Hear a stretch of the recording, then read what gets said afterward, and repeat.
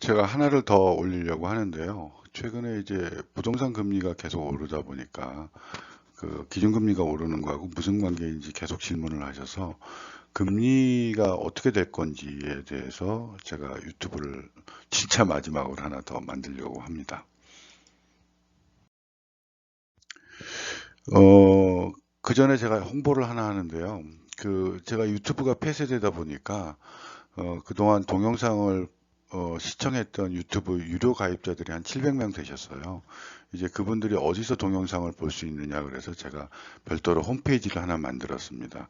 그래서 이제 이 홈페이지에는 유튜브하고 달리 이제 제가 레터를 매일 일주일에 한 두 편씩 올리고 있고, 그 다음에 이제 사업 수지나 뭐 이런 것들 다 올라가고, 제 책도 다 올라가고, 기타 금융기관들의 이제 IM 샘플들 뭐 이런 것들도 다 올려보내고 1단계는 10,000원인데 거기에는 이제 부동산 PF 동영상 한 170개가 들어가고 2단계는 이제 부동산 동영상 170개, 거시경제 한 200개, 부동산이 한 180개, 거시경제가 한 220개 정도 되더라고요. 사실을 보니까. 그리고 이제 최근 금융기관 동향 보고서도 이 단계에서는 제공을 합니다. 뭐 규제가 어떻게 변한다, LTV가 어떻게 변한다, 뭐 이런 것들을 하는 홈페이지를 개설했습니다.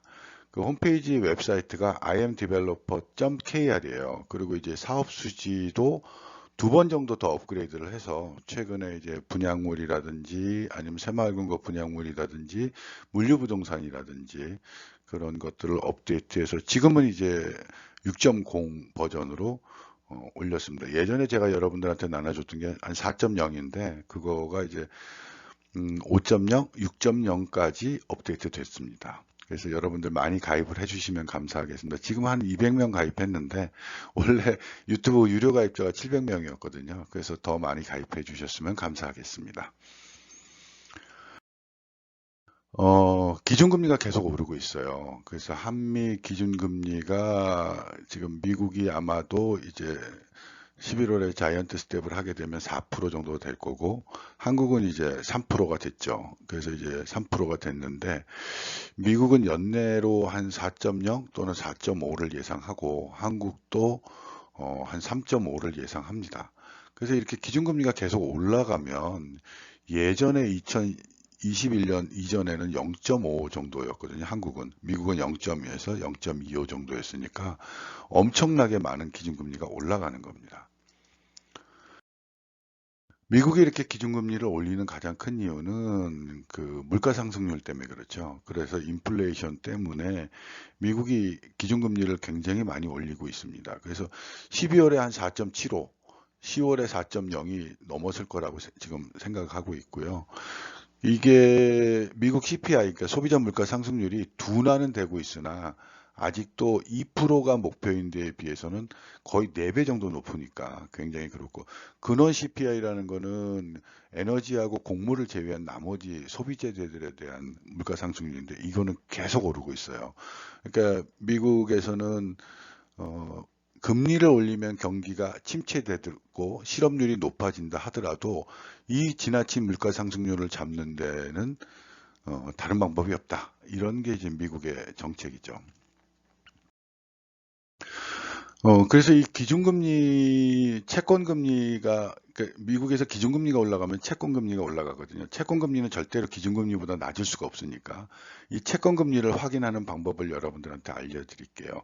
그래서 이게 금투협에 가시면 채권 시가 평가 수익률이라는 게 있습니다. 여러분 이제 금융협회에 가가지고 이 채권 시가 홈페이지에 가서 채권 시가 평가율을 누르시면 요렇게 나옵니다. 거기에 가서 요 엑셀 파일을 다운로드 받으시면 돼요.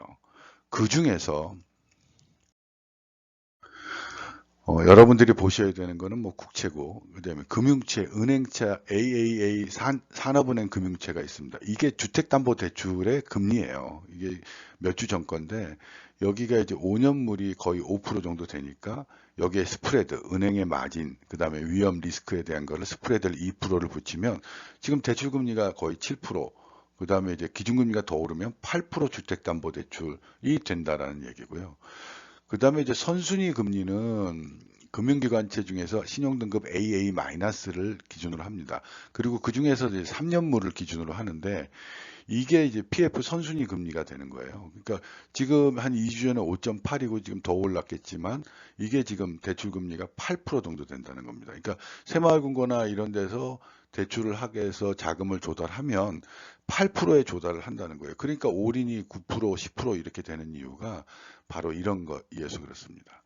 그 다음에 이제 전단체라고 해서 이제 후순위를 하고 있는 게 예전에는 뭐 1, 뭐 0.8, 0.9, 1%뭐 이랬어요. 그런데 3개월물이 지금 3.827, 2주 전에 이랬다니까 이 전단체는 저 3개월물이기 때문에 스프레드를 6% 붙입니다. 그래서 이게 전단체가 9.83이니까 후순위 조달 금리가 10%라는 거예요. 그래서 이렇게 여러분들이 아시고 있는 부동산 PF에서 선순위, 중순위, 후순위의 금리는 어떻게 시장 금리는 어떻게 결정되느냐? 바로 금융채, 그 다음에 금융기관채, AA-, 그 다음에 회사 공모채, 이걸로 결정이 됩니다. 그래서 내년에 한국 기준금리가 4% 예상하고 있어요. 지금보다도 한 1% 높아지는 거죠. 그거를 2023년 말까지 유지한다고 하니까 굉장히 높은 그 금리가 예상이 되고요. 그에 따른 채권금리가 상승합니다. 왜냐하면 이 채권금리를 중요시하는 이유는 기준금리보다 채권금리가 낮을 수가 없거든요. 그러니까 기준금리가 4%다. 그럼 채권금리는 5%뭐 이렇게 되는 거죠. 그래서 지금 현재 한 며칠 전에 미국 US 달러가 1434 환율 차이가 있었고 미국 국채가 거의 4%대고 한국 국채가 거의 4.3%입니다. 그러니까 이거보다 2%가 높아야 되니까 그 주택담보대출도 굉장히 높아지고 어쩔 수 없이 PF 금리도 굉장히 높아지는 거죠. 제가 더 이상은 부동산 금융 동영상들을 업데이트는 하지 않을 것 같습니다. 그동안 시청해 주신 여러분 대단히 감사합니다. 안녕히 계세요.